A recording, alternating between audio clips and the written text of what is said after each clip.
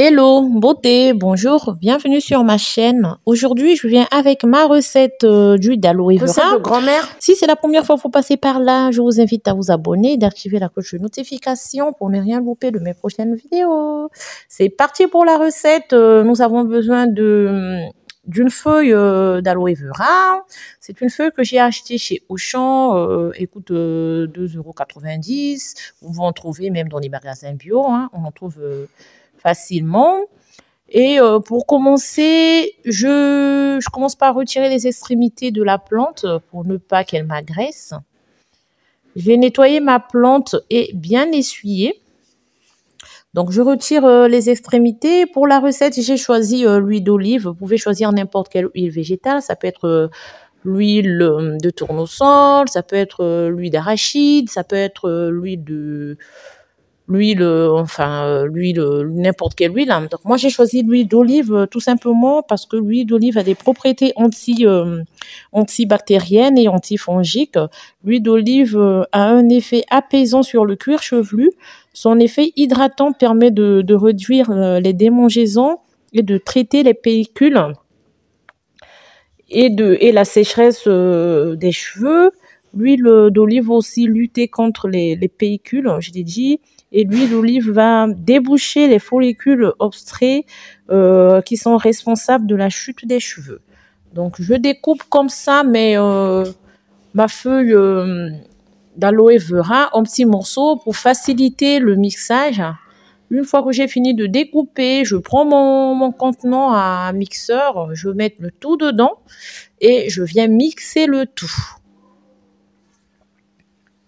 Donc, je mixe le tout. Pour la préparation, je préfère faire un tout petit peu. Donc, par rapport à la quantité d'huile, j'avais mis 150 ml d'huile. Cette huile va me permettre d'en utiliser sur mes cheveux. Je vais masser mes cheveux avec ça 2 fois par semaine, voire 3 si j'ai le temps. Et masser mon cuir chevelu, je veux dire, et sceller l'hydratation de mes cheveux. Mais je vais aussi en utiliser pour faire mes masques capillaires. Je vais aussi en utiliser sur ma peau. Ça va permettre de nourrir ma peau en profondeur et aussi d'apporter de l'hydratation grâce à l'aloe vera qui contient 98% d'eau. Et ça va aussi me permettre par rapport à mes cheveux de les nourrir en profondeur et de les hydrater. Donc, dans une casserole, je vais venir rajouter de l'huile, donc les 150 ml d'huile. Je rajoute, vraiment prenez l'huile de votre choix et je vais venir comme ça renverser l'aloe vera que j'ai mixé. Donc moi j'ai choisi l'huile d'olive bio pour limiter le pesticide et je vais venir verser l'aloe vera que j'ai mixé tout à l'heure dans ma casserole et ensuite je vais touiller de temps en temps. Je laisse cuire comme ça pendant 20 à 25 minutes à feu doux. Donc, l'aloe vera est une plante très hydratante.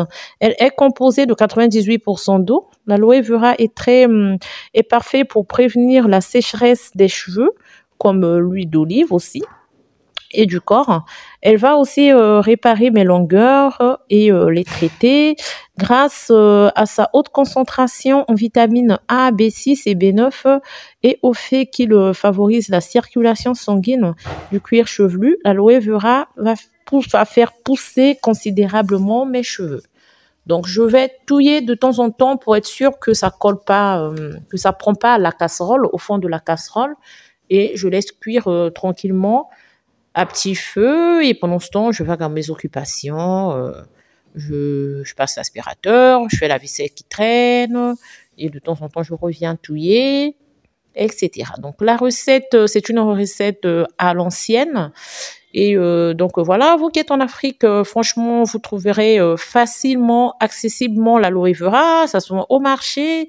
Moi, je sais que chez ma grand-mère, il y a des feuilles d'aloe vera dans son jardin. Donc, vous pouvez franchement faire votre huile comme ça d'aloe vera pour masser vos longueurs, votre cuir chevelu, pour faire vos masques.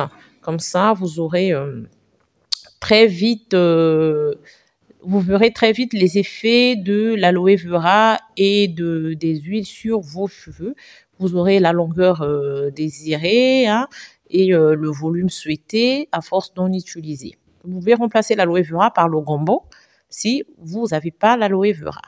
Ensuite, 25 minutes plus tard, c'est cuit. Comment savoir si c'est cuit? C'est quand il n'y a plus de mousse. Quand il n'y a plus de mousse, quand ça bout, vous allez remarquer pendant que ça bout, il y a de la mousse et au fur et à mesure, la mousse va disparaître. Donc, quand la mousse disparaît, ça veut dire que c'est prêt. À ce moment-là, moi, j'ai laissé tranquille toute la journée. Une fois que j'ai fini de faire ce que j'avais à faire, je suis revenue filtrer ma préparation. Donc, on filtre, bien sûr, pour éviter les résidus, car l'aloe vera est une plante qui laisse considérablement des résidus. Donc, filtrez, s'il vous plaît. Et donc, voilà le résultat de mon aloe vera. Et voilà, c'est tout beau, ça sent bon. Donc, à ce niveau-là, vous pouvez rajouter les huiles essentielles, n'importe quelle huile essentielle.